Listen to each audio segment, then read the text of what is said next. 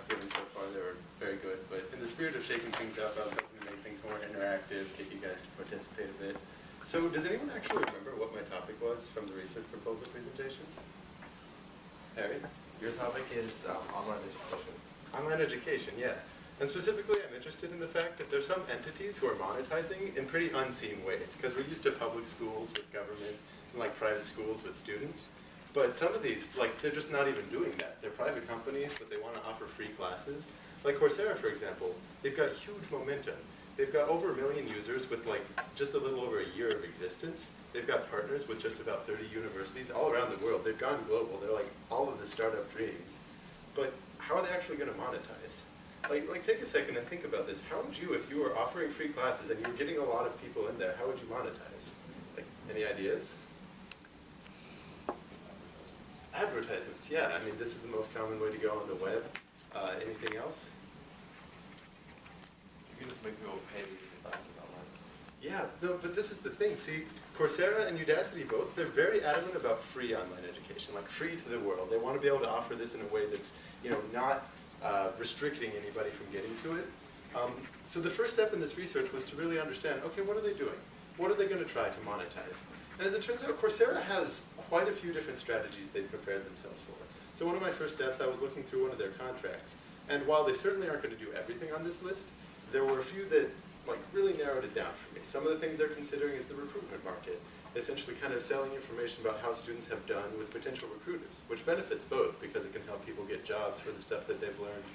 And it's actually quite a big market if you look in that's sort of what LinkedIn will do or some other pretty interesting startups. And other things they're looking at, like selling certification, because cheating is probably going to be a problem online.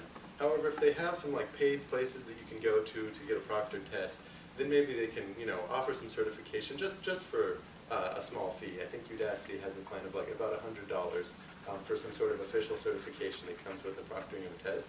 So you can get some legitimacy behind this online education. Coursera had a huge list of others. They included advertisements.